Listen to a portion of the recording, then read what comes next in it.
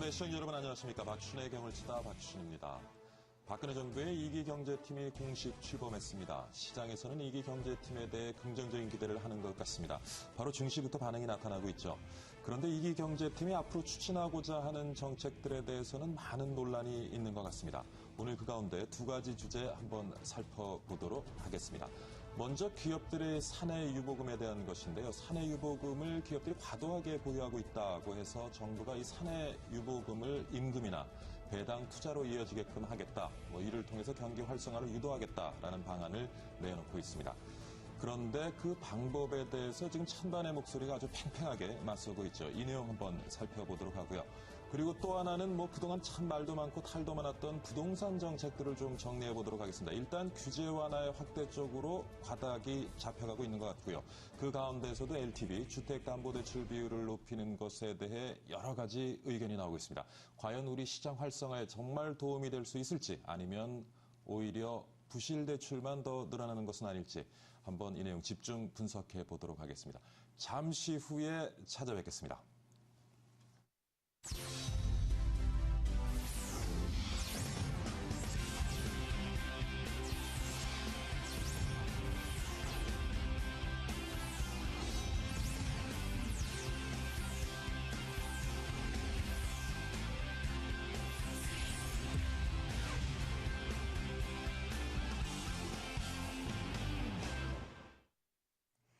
올 하반기 안으로 지역 구분 없이 집값의 70%까지 대출을 받을 수 있게 됐습니다. 정부가 주택대출 규제를 은행의 자율에 맡긴 건데요. 이번 LTV 완화 조치 어떤 내용인지 함께 살펴보도록 하겠습니다. 현재 LTV 비율은 은행권 아파트 담보대출을 기준으로 서울과 수도권이 50% 그리고 지방이 60%로 적용되고 있는데요. 이번 개정안의 골자는 각기 다른 비율을 통합해 70%로 높인다는 것입니다. 이렇게 되면 서울에서 1억 원짜리 아파트를 담보로 은행에서 빌릴 수 있는 돈이 현재 최대 5천만 원에서 7천만 원으로 많아지게 되는데요. 정부는 이번 LTV 완화 조치에 이어 내년부터는 LTV 규제를 금융회사의 자율구제로 전환시키기로 했습니다. 네, 경기 활성화를 위해 나온 이번 LTV 완화 방안. 정말 정부의 바람처럼 아주 답답한 우리 경제에 새 바람을 몰고 올지 계속해서 경을 쳐보도록 하겠습니다. 스튜디오 나와주세요. 네, 유달리 캐스터 잘 들었습니다. 어제는 이 주택자의 전세 임대 소득 과세 방침이 철회됐다는 소식이 있었죠. LTV 완화에 이어서 부동산 시장에서는 호재로 보고 있습니다. 과연 호재로 본다면 어떤 점이 그렇고 또 우려되는 부작용은 무엇인지 오늘 얘기 나눠보도록 하겠습니다. 오늘 모신 분은요, ERA 코리아 부동산 연구소의 곽창석 소장입니다. 안녕하십니까? 어서 오십시오. 예, 안녕하십니까? 예. 자, 조금 전에 이제 정리를 좀 해봤는데 아무래도 이번에 주택담보대출 비율 완화를 통해서 정말 좀 부동산 시장 활성화 될 수 있을지 소장님은 어떻게 보시는지요? 결론적으로 말씀드리면은, 예. 저는 어느 정도는 가을에 활성화될 거라고 보고 있습니다. 예. 사실 이런 조치가 없더라도 예. 지금 이제 가을 이사철이 방학을 시작하면서 시작되고 있거든요. 예. 그래서 어느 정도는 8월 말 9월쯤 가면은 좀 전세가 움직이면서 무주택자들이 집 구입으로 돌아서는 그런 시기인데요. 네. 그런 시기에 맞춰서 이번 대책이 나왔기 때문에 효과를 좀 발휘할 수 있을 거로 보고 있습니다. 사실 이번에 주택담보대출 비율 완화를 통해서 우리가 부동산 시장 활성화를 기대할 수 있다면은 사실 지금까지 좀 부동산 시장이 좀 침체돼 있은 이유를 먼저 좀 살펴보면 좋을 것 같은데 예. 가장 큰 이유는 뭐라고 보세요, 지금? 아무래도 그 이전 참여정부 시절부터 예. 만들어 놓았던 여러 가지 부동산에 관련된 규제들, 예. 지금 대출 얘기 나오지만 대출이라든가 또 세금이라든가 예. 또는 거래에 관련된 규제들이 상당히 많았었거든요. 그것들이 이제 지난 정부를 거치면서 조금씩은 풀렸지만은 여전히 아직도 좀 남아 있고요. 예. 규제들이 아직도 남아 있고 예를 들면 종부세라든가 이런 DTI, LTV 같은 것, 예. 또 보금자리 주택 이런 것들 때문에 시장이 죽었고 이 부동산 또는 주택 시장이 침체되면서 내수 경기 침체로 이어졌거든요. 예. 이번에는 내수 경기가 나빠지면서 부동산 경기의 발목을 잡는 악순환의 고리가 연결돼 있다는 점, 이 점이 가장 큰 것 같습니다. 이번에 주택담보대출 비율이 좀 완화가 되면 아무래도 지금 전세 수요가 조금 매매 수요로 돌아설 수 있겠죠?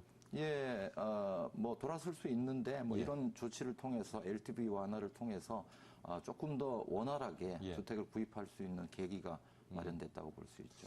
좀 그 매매가 활성화되고 해서 전세가도 조금 좀 안정화되기를 바라는 마음인데, 근데 한편에서는 대출 비율이 이제 높아지다 보니까 좀 무리하게 또 집을 구매하시는 분들이 있지 않을까 하는 또 우려가 나오고 있어요. 이제 주택에 대한 수요는 크게 나눠서 두 가지로 볼 수 있을 텐데요. 정말 집이 필요해서 뭐 전세나 월세를 살다가 주택을 구입하는 실수요가 있을 거고요. 또는 또 집을 교체하는 수요들, 뭐 집이 좁아져서 넓혀간다거나 뭐 좋은 지역으로 이사를 간다든지 이런 갈아타기 수요까지 실수요로 볼 수 있습니다. 대신에 이제 투자 수요라는 것은 이제 집을 사서 좀 차익을 남긴다거나 아니면 월세를 받아서 임대 수익을 올리겠다 이런 분들이 이제 투자자로 봐야 되겠는데요. 아직까지는 주택 가격이 상승할 것이라는 신호가 없고 그런 데 대한 기대가 현재는 많지 않습니다. 그래서 시장이 움직인다면은 늘 1, 4분기나 3, 4분기, 지금 3, 4분기인데 홀수 분기가 보통 성수기이고 2, 4분기, 4, 4분기, 짝수분기가 비수기가 되거든요. 부동산에서는. 그래서 성수기에는 실수요자들이 움직이면서 거래가 좀 늘어나고 비수기에는 줄어들고 가격도 마찬가지로 현재 움직이고 있거든요. 그래서 이번 조치를 통해서 이번 조치가 또 성수기로 접어드는 길목에 나왔기 때문에 아마 좀 이번에 거래가 정상화되고 활성화되는데 기여를 할 거로 보는 거죠. 완화 시점은 좀 적절하다고 보시는 거네요. 예, 예. 근데 또 이제 사실 담보대출 단순히 주택 구입 목적으로만이 아니고 그 외 여러 가지 용도가 있는데 지금 우리나라 경제의 가장 큰 발목을 잡고 있는 부분이 사실 또 가계부채이기도 한데 이렇게 주택담보대출 비율을 완화시켜 놓으면은 가계대출 문제, 가계부채 문제 좀 더 심해지지 않을까 하는 우려가 참 많습니다. 그 부분은 뭐 두 가지로 볼 수 있는데요. 우리 가계 부채의 뭐 양이 뭐 가처분 소득이라든가 GDP에 대비해서는 OECD 평균보다는 한 15% 정도 높은 거로 나타나고 있습니다. 그래서 가계 부채를 관리해야 된다는 이런 거는 또 목표치로 정할 만한데요. 사실 우리가 그 소득이 증가하고 경제가 성장하고 이런 것들이 훨씬 더 중요한 목표이기 때문에 가계 부채는 중요한 관리 목표이긴 하지만은 이 가계 부채를 조절한다는 게 궁극적인 목표가 돼서는 또 안 된다고 생각이 들거든요. 그래서 가계 부채의 어떤 문제가 불거지지 않으려면은 부채가 줄든가 아니면 소득이 증가하든가 둘 중 하나인데 지금까지는 어쨌든 부채를 관리하려다 보니까 관리하면서 소득을 증가시키려는 노력을 했는데 그런 노력이 아직 통하지 않았거든요. 우리 경제를 제가 판단할 때는 그 자동차 바퀴가 4개인데 그 중에서 이 부동산과 건설에 관련된 바퀴, 말하자면 산업 전후방 연관 효과가 한 23, 4% 정도 되니까 4분의 1 정도 되는 바퀴에 바람이 빠진 상태에서 운행되고 있지 않느냐 하는 생각이 들고요. 결국 이 가계부채를 조금 희생하더라도 이 공기 압력을 넣어서 자동차가 굴러갈 수 있도록 하는 조치라는 생각이 들고요. 궁극적으로는 이걸 통해서 부동산 시장이 정상화되고 활성화되고 내수 경기 소비가 살아나고 하면서 소득이 증대되면서 다시 성장 동력을 찾는 계기가 된다면은 너무 가계부채 문제에 얽매일 필요는 없다라는 생각이 듭니다. 이번에 또 외신을 보니까요, 그 스탠다드 앤 푸어스 S&P죠. 그 LTV 규제 완화가 결국 뭐 가계부채 증가시킬 뿐만 아니라 또 하나 지적하는 것이 은행의 자산 건전성 문제입니다. 그리고 차후에는 완전히 이제 은행권의 결정에 맡기겠다라고 이제 얘기를 하고 있는데 이 부분은 어떻게 보십니까? 스탠더드 푸어스에서는 그런 얘기를 할 수는 있다는 생각이 듭니다.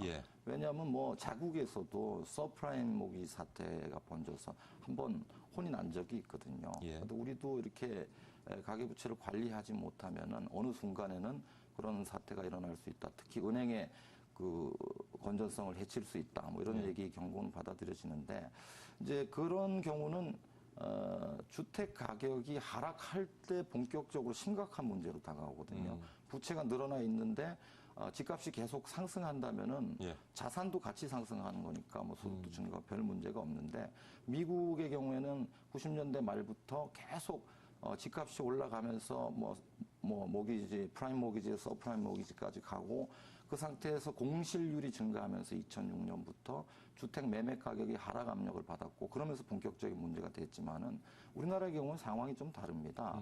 현재 우리나라는 그 수급 면에서 보면은 예. 그동안 공급이 꾸준히 줄어 있습니다. 그래서 전세난이 시간이 갈수록 심화되는 거는 어쨌든 공실이 줄고 초과 수요 현상을 보이고 있다는 방증이거든요. 예. 그런 면에서 또 올 가을이나 뭐 내년 봄에도 쉽사리 전세값이 안정되기 힘들다는 면에서 보면은 예. 집값은 현재 상승 압력을 받고 있다고 볼 수 있거든요. 그래서 이 부분을 너무 심각하게 받아들일 필요는 없지 않겠나 하는 생각이 듭니다. 지금 이제 말씀하신 수급 불균형이 사실 전국적으로 고르게 나타나는 현상은 아닌 것 같고 그렇죠. 사실 지역적인 불균형이 굉장히 심한데 예, 예. 그래서 사실 뭐 그 부동산 관련 정책들도 조금 더 지역적으로 좀 차별성을 두면서 가져가는 것이 어떤가 하는 생각을 해보는데. 이미 그 지역적 차별성을 둔 정책들을 많이 해왔습니다. 우리 뭐 DTI 규제도 지방은 하고 없었고요. 예, 예. 수도권만 만들었던 거고, 그렇죠. LTV도 비율을 달리해서 뭐 했었고요. 여러 가지 제도적으로 수도권의 과열을 진정시키기 위해서 수도권에만 차등을 둔 어떤 규제를 해온 게 사실이거든요.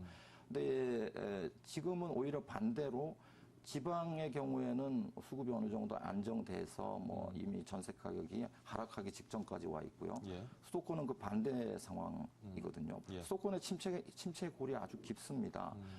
지금은 오히려 거꾸로 만약에 차등 적용을 한다면 그렇죠. 수도권을 우대해줘야 되는 예. 상황까지 와 있는 거죠. 그래서 지금은 그렇게 얘기할 게 아니라 전국적으로 그런 차별적인 규제를 없애서 균등하게 규제할 필요성이 있지 않나. 오히려 저는 그런 예. 생각이 듭니다. 지금 뭐 많은 이제 그 부동산 관련된 규제들이 없어지기는 했습니다만은 뭐 어제 이제 전세소득 과세 철회 얘기도 나와 있고요.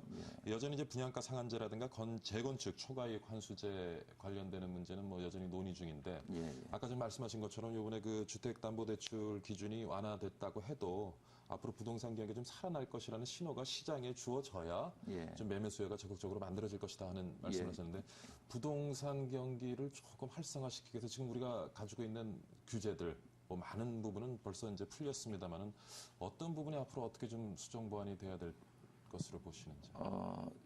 이 주택 또는 부동산에 대한 투자 수요가 생겨나기 위해서는 이익이 있어야 됩니다. 투자에 따른 이익이 있어야 되는데 우리나라는 투자에 대한 이익이 발생됐을 때 현재는 종합부동산세가 있기 때문에 그 이익이 발생되더라도 크게 본인들이 갖고 갈 게 없어요.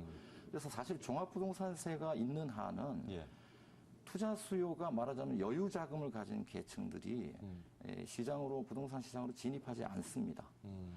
그래서 이 투기에 대한 우려를 그렇게 크게 할 필요가 사실은 없어요. 종부세만 붙잡고 있으면은. 대신에 종부세가 있는 한은 끊임없이 여유 자금이 안 들어오기 때문에 실수요만에 의해서 시장에 돌아가기 때문에 늘 빡빡한 거죠. 누군가 전세를 끼고 또는 월세를 끼고 집을 사줘야 좀 넉넉하게 이 수급이 돌아갈 텐데 그렇지 않은 상황이니까 제가 볼 때 그런 데 대한 우려를 너무 심각하게 할 필요가 없지 않겠나 하는 생각이 들고 지금 어쨌든 서민주택은 가격이 계속 오르고 있고요. 부자들의 주택, 고가주택들은 가격이 오히려 떨어지고 있거든요. 이 상황은 제가 볼 때 바람직한 상황이 아니에요. 오히려 부자들은 비싼 집에 살고 서민들은 싼 집에 살 수 있어야 되거든요. 우리는 이렇게 규제를 많이 가한 결과 부자들은 가격이 안 오르니까 오히려 그걸 즐기고 있을 수도 있습니다. 세금을 적게 내니까. 서민들은 계속 싼 집에 살고 싶은데 싼 집이 자꾸 없어져요. 계속 비싼 집을 이런 상태가 계속 지속이 되면은 비싼 집이나 싼 집이 가격이 비슷해질 수 있는 이런 상황으로 가거든요. 그래서 어쨌든 투자를 유도할 수 있는 대책을 좀 갖고 와야 될 것 같고 또 실수요자들도 마음 놓고 집을 살 수 있는 예를 들면 우리가 분양제도 같은 게 굉장히 복잡하게 돼 있거든요. 청약 가점제에서 집을 안 사면 안 살수록 훨씬 유리한 제도로 돼 있습니다. 이걸 근본적으로 바꿀 필요가 있어요. 집을 사는 게 유리하도록 해줘야 되거든요. 뭐 미국이나 영국처럼 집을 사는 사람들한테 훨씬 더 큰 혜택을 주는 그런 제도들을 도입할 필요성이 있어 보이고요. 그러면 결국 종합부동산세를 조금 수정 보완해야 된다는 말씀이시죠? 뭐 그거는 제 의견인데 아직 논의는 안 되고 있는 것 같습니다. 예. 이게 이제 어떤 부자들한테 내는 부자감세 얘기가 나올 수 있고. 근데 참 아까 중요한 얘기를 하셨는데요. 이게 저소득층을 위한 진짜 그 주택 가격이 좀 안정이 돼야 되고 예. 오히려 그 고소득 계층의 주택 가격은 조금 유연하게 가져가도 되는데 예. 사실 우리 대다수의 많은 국민들은 위만 쳐다보고 있거든요. 그렇죠. 그러니까 고소득자들의 집값이 올라가면 배가 아픈 거죠. 그거를 좀 약간 우리 국민들이 정서적으로 허용을 하고 관련 규제 철회에 대한 것이 국회를 통과할 수 있을지 그것도 참 의문이에요. 지금 아마 발의를 해서는 통과 가능성이 별로 없어 보이고요. 그렇죠. 대신에 이제 정치 일정으로 보면은 이제 이번에 730 재보선이 끝나면은 당분간 좀 선거에 대한 부담에서 자유로워질 수 있기 때문에 차제 선거 후에는 좀 그 논의라도 시작을 해야 되지 않겠는가. 종부세 뭐 개편에 대한 논의. 예. 이런 것들이 필요해 보입니다. 그럼 지금 종부세를 지적을 하셨고 그 외에는 또 어떤 규제들을 우리가 좀 손볼 필요가 있겠습니까? 뭐 지금 국회에 계류되어 있는 법안들 벌써 예. 2, 3년째 계류된 법안들이 있죠. 뭐 분양가 상한제라든가 또는 재건축 초과이익 환수제라든가 이런 것들은 뭐 통과가 안 되고 이번 국회에서도 좀 쉽지 않을 것 같은데요. 사실 분양가 상한제 경우에는 지금 실효성이 있나요? 별 의미도 없습니다. 그렇죠. 그동안 뭐 분양가가 많이 떨어져 있는 너무 지금 시장이 침체돼 있어서. 예. 이대로 가면은 분양가가 문제가 아니고 전세가가 분양가를 뛰어넘을 수도 있는 상황까지 갈 수 있거든요. 그래서 이런 건 좀 탄력 적용을 하든가 예. 상한제를 없애서 자유롭게 공급할 수 있는 기반을 만들어 줘야 되고요. 예. 재건축 개발 이익 환수제의 경우에도 이익이 있는 곳에 투자를 하는 거죠. 재건축 이익이 생기면 이익을 갖고 가겠다고 하면 누가 투자를 하겠습니까? 그렇죠. 지금은 재건축 시장조차도 실수요자분이 없는 상황입니다. 맞습니다. 추진이 안 되거든요. 예. 추진이 안 되면 도심 재생이 안 되고 계속 낡은 집에 우리가 살아야 되는 어떤 주거를 통해서 얻을 수 있는 편익이나 효용이 제한당하는 효과가 있거든요. 그래서 이런 것들을 좀 풀어야 되겠고 뭐 그것 말고도 또 주택 임대 사업자의 경우에 예. 지금 뭐 제도가 도입이 돼서 뭐 상당히 완화가 많이 돼 있기는 한데 차제 종부세 논의가 좀 어렵다면은 임대 사업자들한테 대한 혜택을 좀 더 줄 필요성이 있어요. 사실 봄에도 좀 부동산 경기가 살아났는 듯 싶다가 예. 전월세 그렇죠? 그 예, 소득 과세에 대한 것이 좀 발표가 되면서 또 약간 좀 죽었단 말이에요. 예, 그렇습니다. 그 전월세 과세 방안을 발표를 하니까 월세 좀 받고 계신 분들이 굉장히 떨고 있어요. 그렇죠. 지금 이거 혹시 지금 내 세원이 다 노출되지 않냐? 건강보험 피부양자 자격 박탈되지 않나? 예. 또 이런 것들이 확정이 안 되고 있으니까 굉장히 불안정하거든요. 예. 차제에 좀 그 어떤 대책을 발표를 하면은 빨리 좀 마감을 시켜서 확정을 시켜주는 추진력이 좀 필요하지 않겠나. 임대사업자에 대해서도 예컨대 양도세를 일정 기간 면제해 준다든가 대상주택을 좀 폭을 확대해 준다든가 이런 예. 것들, 이런 조치들이 필요해 보입니다. 오늘 LTE 규제 완화에 대해서 곽창석 ERA 코리아 부동산연구소 소장과 많은 얘기 나눠봤습니다. 마지막 한마디만 여쭐게요. 예. 가을에는 부동산 시장 어느 정도 살아날 것으로 보시는지. 작년 하반기보다는 올 하반기 가을 시장이 약간 더 강할 것 같습니다. 예. 그 정도입니다. 알겠습니다. 오늘 말씀 잘 들었습니다. 예, 감사합니다.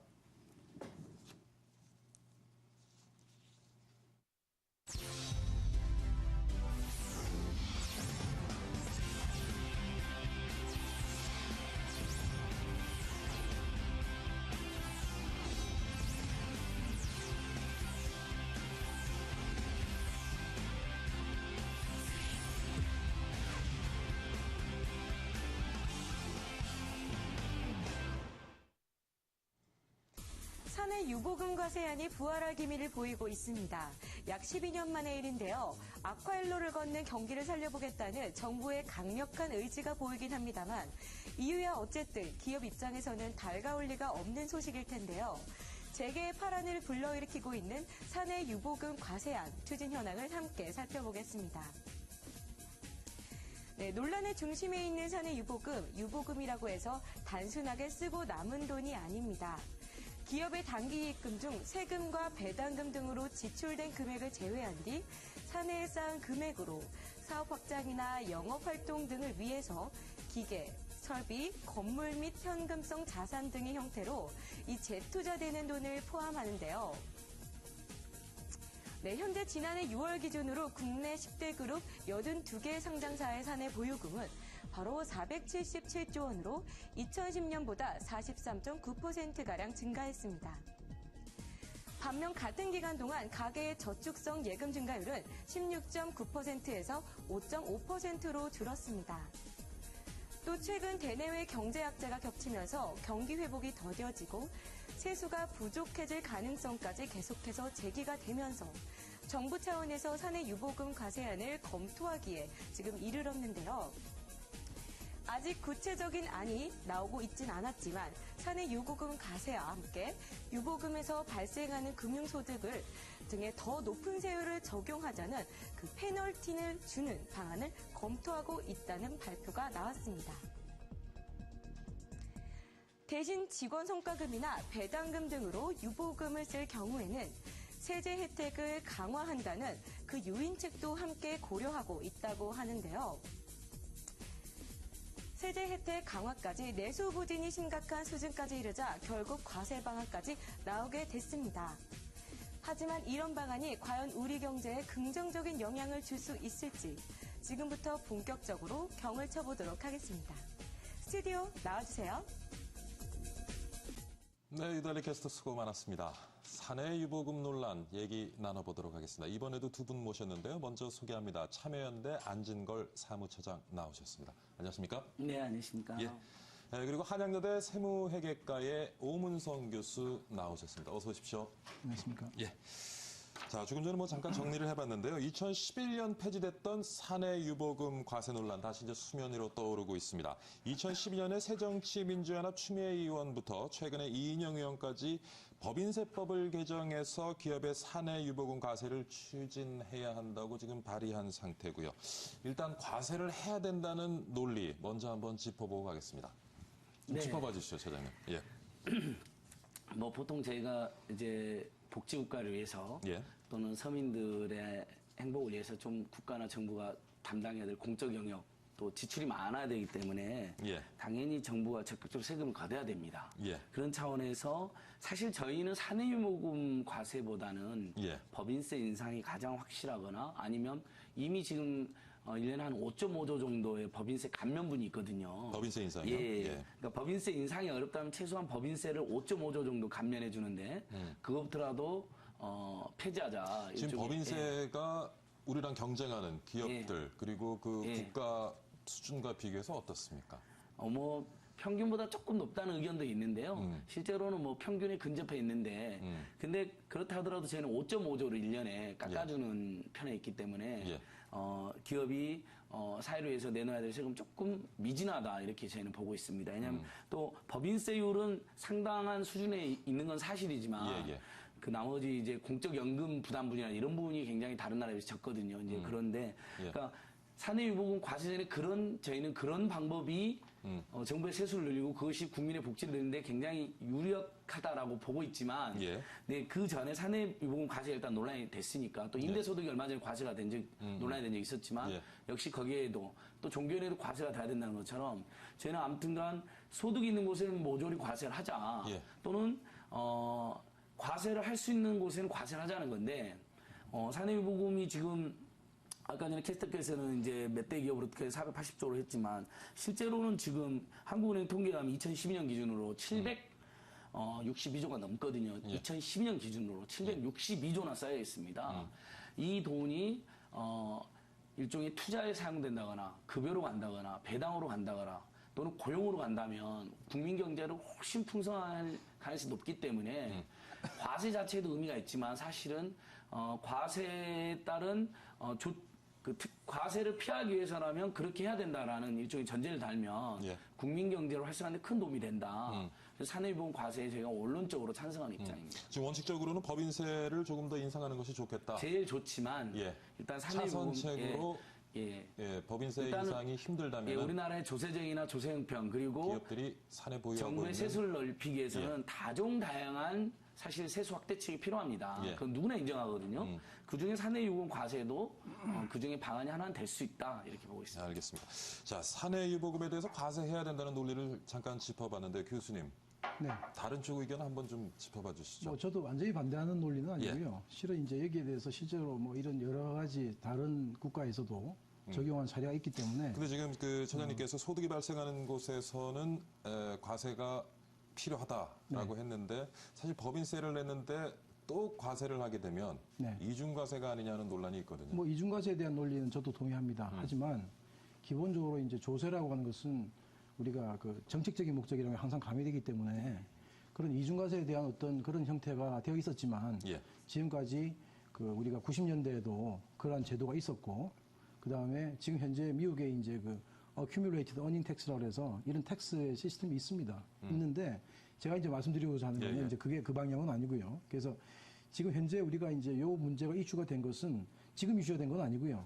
처음엔 야당이 발의를 했었습니다. 교수님 말씀 중에 죄송한데 네네. 유보금 회계상 어떤 것인지 좀 정의부터 정확히 좀 하고 우리가 가면은 시청자분들이 조금 이해 더 빠르실 것 같아요. 이 사내 유보라고 하는 것은요. 예.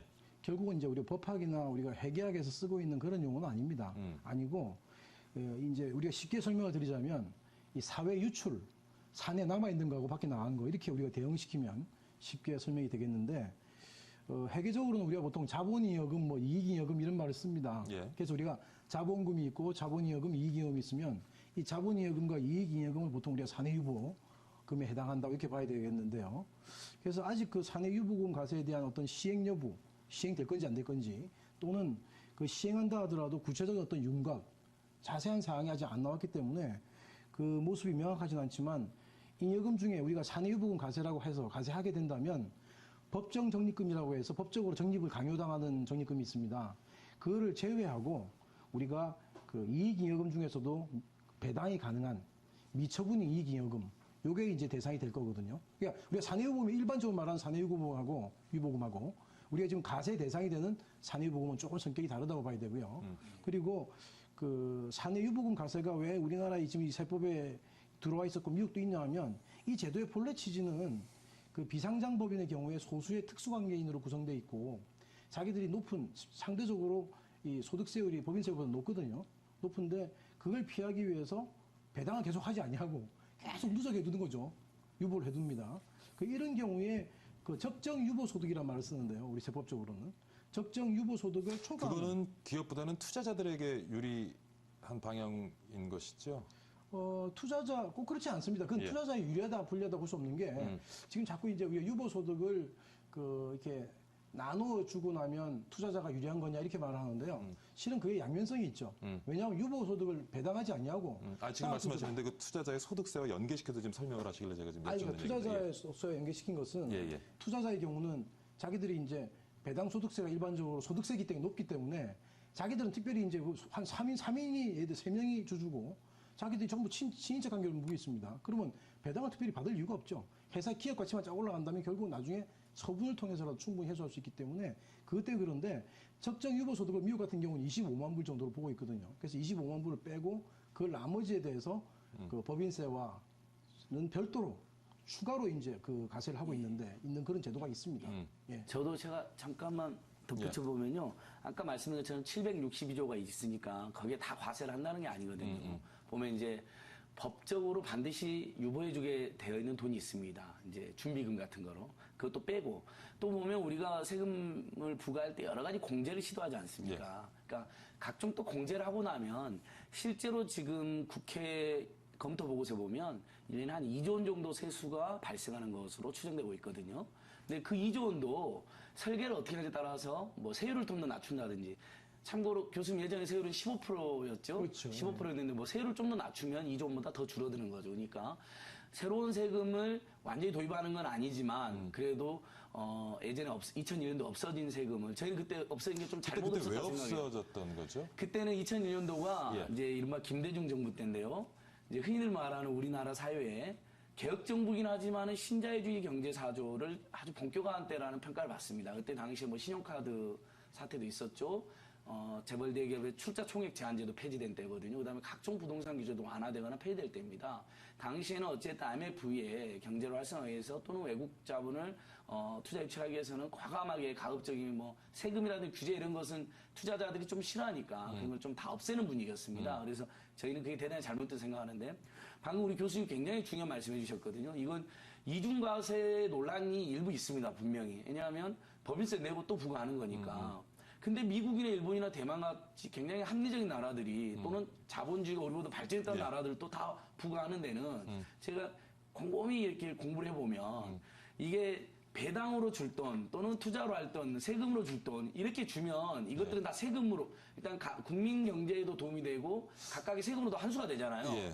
근데 조세피 목적이 뚜렷하다라는 사회적 판단이 있는 겁니다. 근데 제가 하나 여쭙고 싶은 것이 사실 이 사내 유보금에 대해서 과세하겠다고 하는 것이 세수를 늘려서 늘어난 세수를 가지고 복지에 사용하겠다는 것이 아니라 그렇죠. 유보금의 수준을 조금 낮추겠다는데 목적이 맞습니다. 그러니까 있다고 이제 제가 보여지거든요. 도입부에 세금 이야기한 건 지금 우리나라 사정상 그 우리 민생이나 복지 대책에 돈이 많이 들어가기 때문에 어떻게든 세수를 늘리는 적극 정책이 필요하다는 원칙론적인 이야기를 한 거고 이번에 나온 논리는 세수 확보보다는 그렇죠. 좀 일종의 투자가 활성화돼서 국민 경제 경기가 활성화 살아나야 되겠다. 전반을 위해서 고용, 임금 그리고 뭐 비정규직 문제. 지금 최경환 장관도 비정규직 최저임금 이거 해결 안 되면 우리나라 경제 어렵다는 이야기 하셨잖아요. 거기에다가 배당까지 해서 일종의 기업이 가지고 있는 돈이 골고루 이렇게 퍼지게 되면 근데 다 퍼져라는 게 아니라 일부라도 그러면 좀 국민 경제에 훨씬 도움이 되지 않겠냐 이런. 제가 하나 좀 여쭙겠습니다. 사실 이제 우리 기업들 지금 뭐 대기업 아까 삼성 얘기도 나왔고 현대기아 자동차 얘기도 나왔습니다만은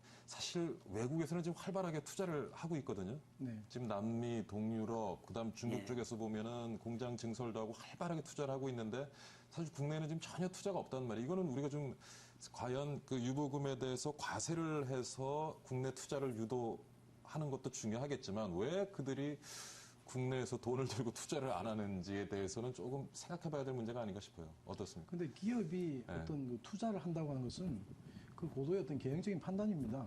자기들이 예를 들어서 뭐 세금을 부과한다고 해서 거기에 푸시돼서 투자를 할 수는 없거든요. 그렇죠. 이익이 만들어져야 그래서 되겠죠. 우리가 뭐 세금을 줄여서 투자를 했으면 투자가 만약에 실패한다면 그건 더 큰 실패하게 되기 때문에 그래서 현재 제가 보기에는 어떤 이제 현재 우리 기업들이 이제 투자를 못 하고 있는 이유는 여러 가지 이제 쉽게 말하면 투자할 수 있는 환경 자체가 지금 불확실성이 너무 현재 불확실성이 너무 크거든요. 크니까 하지 않는다고 봐야 되지.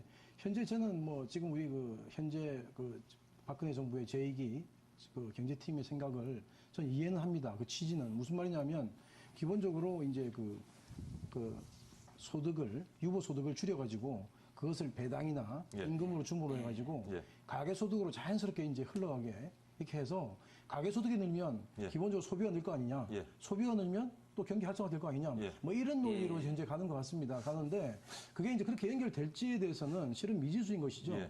그것이. 그런데 이제 어쨌든 최경환 장관도 과세, 세수의 포인트가 있다기보다는 좀 국민경제 활성화의 포인트가 있다 이렇게 이런 취지로 말씀하셨거든요. 그러니까 배당이나 임금이 좀 늘어나서 국민 소득이 그러니까 증가해서 경기가 활성화되길 바라는 걸 텐데 대기업과 관련돼서는 뭐 정규직 직원뿐만 아니라 흔히 요즘에 문제가 되고 있는 비정규직 간접 고용, 뭐 외주 하청, 뭐 굉장히 많은 이해관계들이 있고 거기다 배당 또는 뭐 중소기업 이렇게 거래관계 있는 중소기업과 하면 그 사내 유보를 적절하게 활용만 한다면 사실 뭐 예전처럼 막 다 같이 평등하게 잘 사는 건 아니다 하더라도 그래서 중소기업 중소상공인 또는 뭐 비정규직 간접고용 노동자들이 줄어들고 또는 임금 늘어나면 그만큼 내수라든지 소비력이 굉장히 회복되는 건 이건 많은 경제학자들이 동의하는 부분이죠. 근데 저는 이렇게 생각합니다. 저도 이제 말씀드릴 게 있는데 현재 우리 현 정부의 기본적인 생각에 대해서 제가 만약 100% 이해한다면 실은 유보소득에 대해서 가세하려고 하지만 실제 본 뜻은 어떤 뜻이냐면 기업들이 이익으로서 이익을 많이 얻었는데 그 이익 중에 현금 부분이 있어요. 현금을 많이 쌓아놨단 말이죠. 근데 현금을 많이 쌓았는데 그걸 투자를 안 하고 있다는 거예요. 그렇다면 이 현금 중에 일부를 우리나라 실제로 배당률이 낮거든요. 우리나라 기업들이. 상대적으로 굉장히 낮습니다.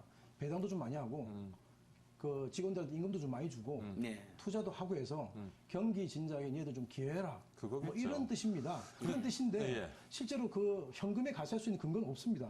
없다 보니까 지금까지 계속 있어왔던 유보소득, 사내 유보금 가세를 현재 들고 나온 것이라고 봅니다. 그렇죠. 근데 저는 한 가지 좀 여쭙고 싶은 것이 사실 이제 임금 관련되는 문제인데 지금 우리 소득 수준에 비해서 임금 수준이 낮은 편은 아닌 것 같고요. 아까 뭐 삼성이라든가 현대기아 뭐 늘 이제 가장 상위에 있는 재벌 기업이다 보니까 우리가 많이 얘기가 되고 있는데 해외 투자를 하고 있고 심지어는 들여다보니까 미국에 투자해서 만든 공장의 생산성이 국내 공장 생산성이 2배가 돼요. 예.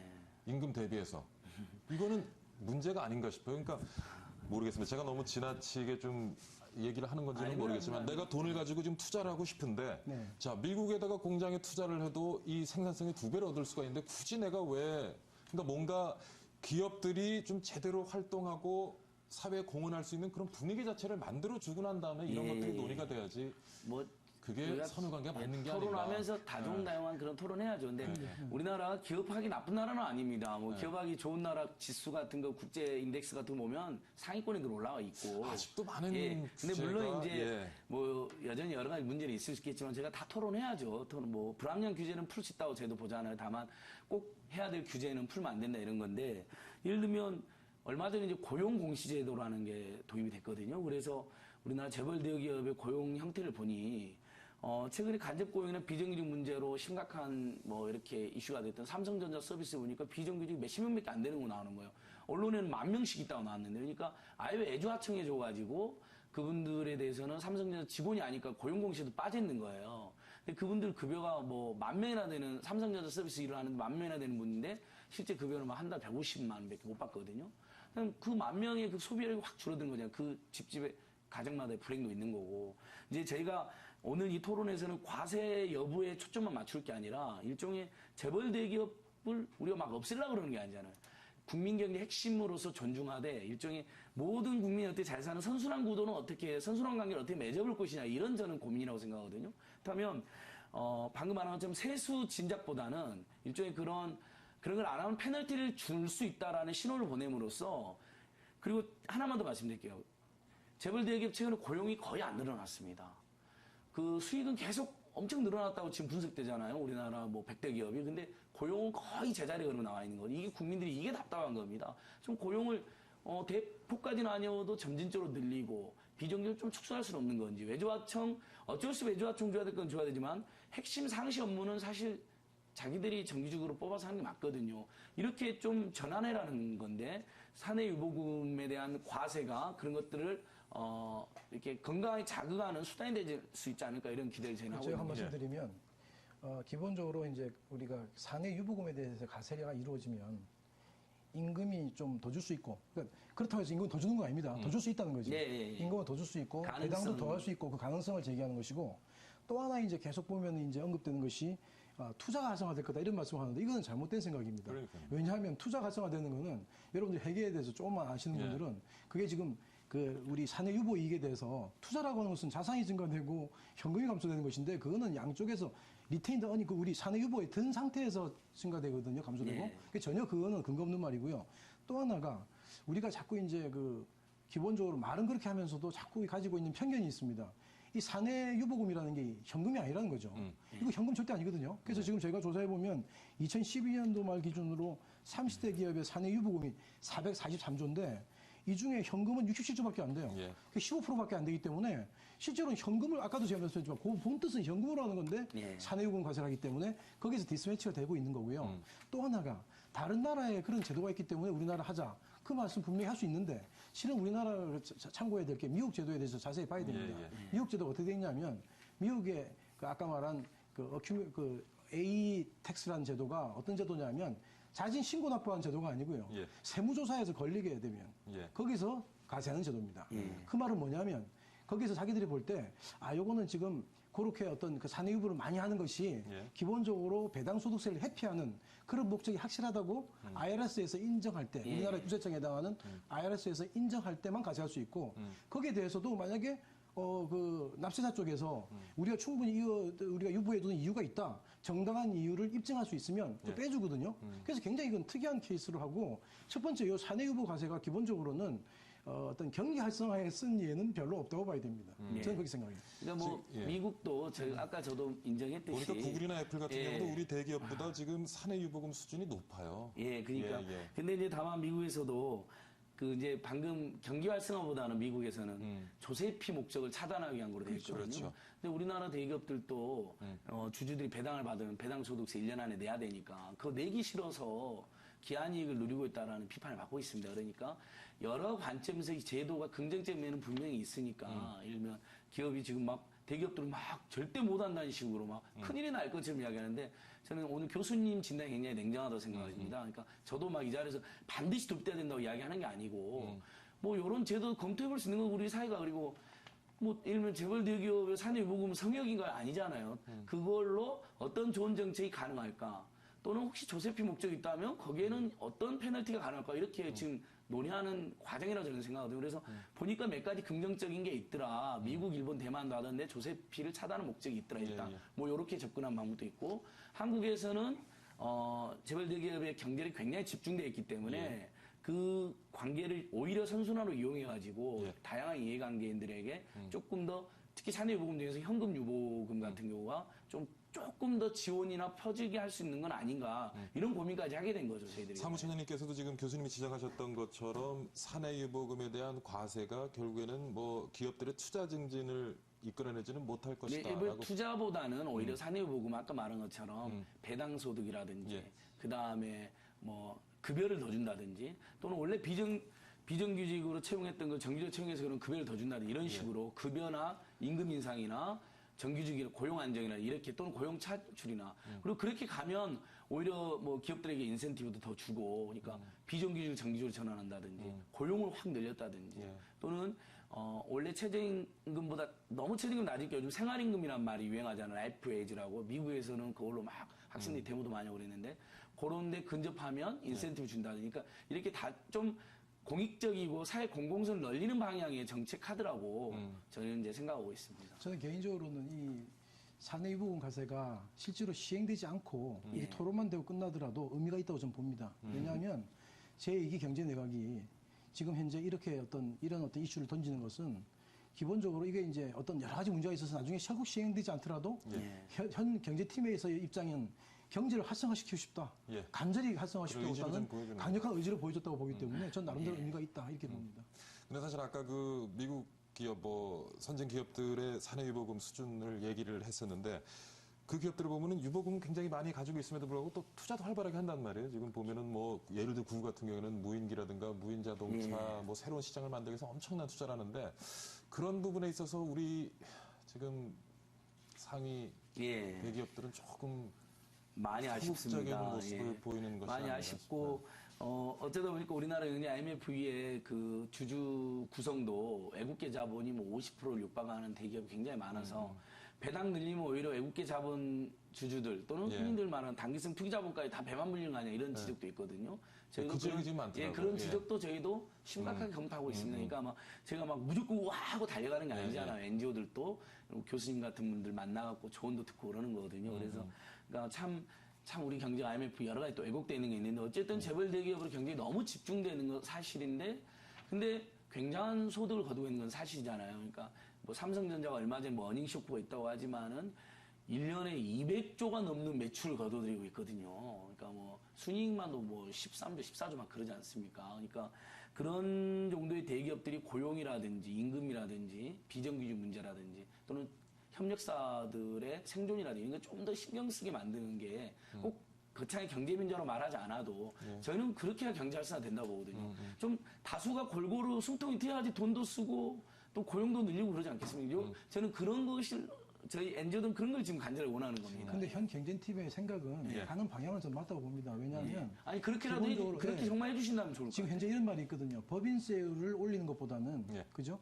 경제가 활성화되는 것이 훨씬 그렇죠. 우리가 세수가 더 많이 확보되거든요. 그러니까 소득에 대한 우리나라에 말하면 법인세, 소득세 같은 경우에 전부 인컴택스인데 이런 부분에 대해서 증가시키려면 세율 올리는 것보다는 실제로 경제 활성화가 되면 선순환이 되거든요. 그래서 거기에 대한 지금 현재 자기 나름대로의 관심을 가지고 시책을 조세 정책을 좀 쓰겠다고 하는 그런 뜻인 거 보입니다. 좀 전에 사무처장님께서 지적하신 부분에 하나 제가 여쭤볼게요. 그 사내유보금에 대해서 이제 과세를 하게 된 이 논의 자체만으로 지금 주식시장은 조금 들썩거리고 있는 것 같고요. 해외 투자자들도 굉장히 주목하고 있는데 지금 말씀하신 것처럼 근데 우리 주식시장에 많은 투자자들이 해외 자본이다 보니까 그래서 배당을 늘리고 하다 보면 이게 뭐 죽 써서 개 준다는 말도 있습니다만은 네. 결국 어렵게 또 해가지고 외국 투자자들 배불려 주는 것이 아닌가 이런 얘기도 있거든요. 그래서 그 실효성에 대한 얘기를 좀 해봤습니다. 그러니까 지금 제가 이제 조사한 자료에 의해도 네. 지금 보면은 그 배당을 늘리면 네. 실은 배당을 늘려서 굉장히 그 주주들이 혜택을 보는 그런 어떤 기업들은 대부분이 우량 기업들입니다. 그리고 이 우량 기업들의 특징이 뭐냐면 이 외국인 주주 비중이 높죠. 높아가지고 기본적으로 2013년 말 기준 자료인데요. 외국인이 그 상장사 지분 현황을 보면 예. 외국인이 32.9%입니다. 그리고 여기 지금 개인이 23.6%라서 예. 실제로는 외국인 비중이 더 높은 상황이 되거든요. 그래서 예. 이렇게 되면 이게 뭐 국부의 유출이 아니냐 뭐 이런 말도 나오고 있는 거죠. 근데 뭐 그렇게 주장이 충분히 가능할 수 있는 건데 저는 개인적으로는 뭐 이렇게 생각합니다. 배당이 꼭 는다고 해서 주식시장이 활성화되는 것은 아니다. 왜냐하면 근데 실은 이제 그런 제가 말이 좀 어폐가 있는 것이 있어요. 왜냐하면 우리나라가 현재 점점 노령화 사회가 되기 때문에 자기 이제 그 경상적인 소득이 줄어드는 분이 많고 그러다 보면 나중에 이제 배당 소득 그것도 상당히 많은 자산가들 얘기지만 배당 소득에 의존하는 분이 선진국에 더 많아지거든요. 그래서 선진국에 있는 기업들이 대부분이 이 배당에 대해서 굉장히 많이 신경을 씁니다. 우리보다는. 예. 그래서 그런 면은 있지만 기본적으로 이제 뭐 배당을 하지 않으면 그 기업의 가치가 떨어지느냐 꼭 그런 건 아니거든요. 예. 왜냐하면 그 배당을 안 하면 유보율이 높아서 실제 유보율이라고 해서 하나의 그 어떤 그 기업의 재무 건전성을 그 측정하는 지표로 보기 때문에 그것은 실제로 주가를 또 올리기 때문에 매매 차익을 통해서 우리가 또 실현하는 수 있는 부분이 있기 때문에요. 꼭 배당을 많이 해야 좋다. 이거는 꼭은 아닙니다. 이렇게 생각합니다. 근데 뭐 이제 우리나라 배당률이 상대적으로 낮다고 하니까 뭐 예. 배당률을 높이는 것도 의미가 있다고 생각하는데 그게 어쨌든 외국계 자본으로 많이 간다니까 좀 걱정이 되는 부분이 있고 그다음에 이제 예전에는 이 사내유보가 일종의 약간 용인되던 시절은 기업의 자기부채가 너무 심했을 때인데 갈수록 우리나라 지금 기업의 특히 대기업의 자기 부채 비율은 줄어들고 있기 때문에 사내유보금에 대한 과세 논의가 이렇게 나온 배경 중에 또 하나이기도 합니다. 그래서 사내유보 뭐 이걸로 뭐 정말 추산 세수는 2조로 국회 쪽 보고서 나왔지만 뭐 커다란 세수가 아니라는 이 논리를 통해서 좀 재벌 대기업의 사회적 책임에 대한 이야기가 많이 되는 저는 좀 논의가 활성화되는 게 좋다고 생각합니다. 교수님, 기업들에게 사내유보금 수준 높은 거 보고 우리도 참 답답한데 어떻게 보면 기업들도 답답할 수 있을 것 같거든요. 교수님 보시기에 우리 좀 시장에서 기업들을 투자 활성화할 수 있는 방안, 뭐 물론 이제 이번에 이 사내유보금에 대한 과세도 그 방향에서 또 얘기가 됐는데 좀 뭘 좀 해야 되겠습니까? 제가 볼 때 아까 제가 잠깐 말씀드렸지만 이 사내 유보금에 대해서 과세한다고 해서 그것이 바로 투자로 직결되는 건 아니거든요. 힘들다. 아니다. 예. 그래서 그 기본적으로 아까 말씀드린 것처럼 이 투자라고 하는 것은 경영자들의 고유한 판단의 영역이다. 그래서 자기들이 투자하기에 적합한 시기나 예. 그런 적합한 환경이 안 된다면 결코 세제를 가지고 푸시하더라도 하지 쉽지 않거든요. 않겠죠. 그래서 기업의 입장에서는 이러한 어떤 그 적합한 시기에 적합한 대상이 나타났을 때 투자를 하는 거기 때문에 예. 제가 보기에는 기본적으로는 투자 환경 자체를 이렇게 어찌 보면 기업들이 투자하기에 좋은 어찌 보면 굉장히 뭐 애매모호한 말이긴 한데 기본적으로 기업들이 제일 좋아하는 건 규제를 풀어주는 거죠. 규제를. 기업들이 투자를 하기 위해서는 규제를 요즘 풀어주면 참 그 규제가 이제 오락가락하더라고요. 맞습니다. 그런 것도 그래서 방향성이. 예. 계속적으로 지금까지 뭐 여러 정부들이 들어서도 예. 규제를 풀자 그러지 규제를 더하자는 정부는 없었거든요. 그러니까 규제 풀자는 건 분명히 선입니다. 그래서 규제를 풀어주고 그리고 이제 기본적으로는 그 우리 투자 세액 공제 같은 게 있어요. 투자를 많이 하게 되면 세액 공제를 해준다든지 뭐 이런 것들은 어떤 그것 때문에 투자한다기보다는 투자를 하려고 하는데 그런 게 있으면 더 빨리 투자의 어떤 속도가 좀 이렇게 속도가 붙을 좀 거다 불필요한 생각합니다. 우리가 규제들 좀 일관성 있게 풀어나갈 필요가 있을 것 같고 지금 많은 얘기 나누다 보니까 시간이 거의 다 됐는데요. 잠시만 정리 좀 해주세요. 한 40초 드릴게요. 네, 아무튼 뭐 저는 이제 풀 규제는 풀되 아무튼 최근에 우리 논픽이 많았기 때문에 안전과 관련된 규제 또는 중소기업이나 중소상공인들과의 경제민주화 관련된 규제들은 꼭 필요하다 말씀 하나 하고 예. 어쨌든 이번 사내유보에 대한 논의를 하면 이게 추가 배당, 추가 임금, 추가 고용으로만 연결이 되고 또 추가 과세로 연결이 되면 예. 이게 국민 경제로 돈이 풀리는 건 분명한 사실입니다. 그러니까 저희가 일부 부작용이 있는 부분도 귀담아서 듣되 예. 긍정적으로 논의를 충분히 할 수 있는 사안이다 이렇게 보고 있습니다. 알겠습니다. 자, 오늘 사내유보금 과세 논란에 대해서 안진걸 참여연대 협동사무처장 그리고 오문성 한양여대 세무회계과 교수 두 분 모시고 많은 고민 함께 해봤습니다. 오늘 말씀 잘 들었습니다. 예, 고맙습니다. 출연 감사드립니다. 네, 박효준의 경을 치다 오늘 여기서 마무리하도록 하겠습니다. 이번엔 이기 경제팀 출범과 함께 많은 이슈가 등장하고 있고 또 멈춰있던 우리 경제계에도 어떤 식으로든 좀 움직임의 에너지가 감돌고 있는 것 같습니다. 이런 움직임들이 혼란에 그쳐서는 안 되겠죠.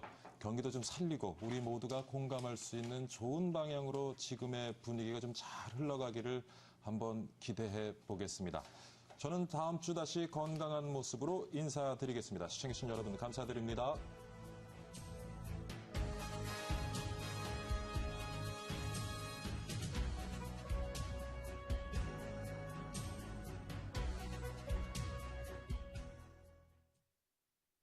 (060-300-4982) 캡틴 넘버 13번 이강무 전문가입니다. 자, 시장이 어렵다고 판단되었을 때 이 시장을 이길 수 있는 전략, 자, 현 정부가 하고 있는 일을 따라가시면 됩니다. 자, 제가 준비한 이 종목, 창조 경제에 대한 슬로건을 가지고 있고 IT 솔루션으로 하여금 시장에 대한 수혜를 받고 있는 종목입니다. 자, 그리고 두 번째, 동종목은 앞으로 유럽 시장을 겨냥해서 천조에 가까운 시장을 마켓을 한 정부 정책을 준비하고 있습니다. 자, 그리고 이 세 번째, 자, 이를 앞서서 말씀드렸던 정부에 대한 국책 사업을 하고 있는 이 기업이 매수 맥점을 준비하고 있습니다. 바로 시장에 대한 관심, 거래량이 터진 모습인데요. 자, 그럼 주가 추이를 보면서 바로 종목에 대한 설명 이어가도록 하겠습니다. 자, 여러분들이 이 주가 추이를 보시면 여러 가지 월봉선에서 사상 최대 거래량이 터지는 모습을 확인하고 있습니다. 자, 어떤 차트에서 시세에 대한 첫 출발을 보시느냐? 월봉에서 터진다고 항상 강조드렸습니다. 자, 여러 가지 이평선들이 수렴되는 자리에서 지금 사상 최대 거래량이 터지고 있고 지금 새로운 눌림목공이 나타나 있는 이 자리, 매수 급소라고 할 수 있겠는데요. 여러분들 세 가지만 기억하십시오. 월봉에서 추세를 보시고 주봉에서 매집, 그리고 일봉에서 급등 차트를 보시면 되겠습니다. 자, 그럼 다음 차트를 보도록 하겠는데요. 자, 여러분들이 보시는 주봉 차트에서 바닥거를 형성하고 있다가 거래량이 매집되면서 오름세를 만들어내고 있습니다. 자, 그리고 마지막으로 다시 한번 거래량이 분출된다라면 지금 이와 같은 박스권을 돌파할 수 있는 맥점이 나타나고 있는데요. 자, 기간적인 매집을 마치고 새로운 주포에 대한 거래량이 폭착되었습니다. 자, 다음 일봉을 보도록 하겠습니다. 자, 여러분들 일봉을 보시면 앞서서 들어왔던 거래량 이후에 다시 한번 새로운 파등을 만들기 위한 거래량을 준비하고 있는데요. 바로 지금 뜨는 자리에서 거래량이 터집니다. 자, 두 번째 파동은 대시세 파동이다. 항상 강조를 드리겠는데요. 거래량과 상승할 수 있는 지금의 맥점 꼭 잡아보시기 바라겠습니다. 자, 그럼 앞서서 만들었던 8개월의 매집을 지금 단기간에 봐야 되는 맥점이 있는데요. 자, 다음 차트 보도록 하겠습니다. 3일 동안의 분봉 차트의 모습인데요. 자, 여러분들이 보시면 이따금씩 거래량이 분출되는 모습이 확인되고 있습니다. 대규모로 시장가로 매수되고 있는 맥점인데요. 자, 이와 같이 새로운 시장에 대한 주인, 주포가 포착되었다는 점에서 이 종목을 주목해 보시기 바라겠습니다. 자, 그럼 동종목에 대한 매매 포인트를 다시 한번 살펴보도록 하겠는데요. 자, 첫 번째, 정부 정책을 가지고 있는 창조 경제에 대한 키워드를 가지고 있다. 창조 경제에 대한 국책 사업을 하고 있는 기업입니다. 자, 두 번째, 자, 앞으로 유럽 시장을 겨냥한 정부 정책에 대한 발표가 임박하였습니다. 자, 이와 같은 맥점으로 하여금 세 번째, 거래량이 터지면서 새로운 시장에 대한 맥점을 형성하고 있습니다. 지금 주포가 나타났습니다. 여러분들 동종목 금요일장이라고 두려워하지 마시고 금요일장부터 접근해 보시기 바라겠습니다. 오늘 060-300-4982 바로 확인해 보시기 바라겠습니다. 캡틴 넘버 13번 이강무 전문가였습니다.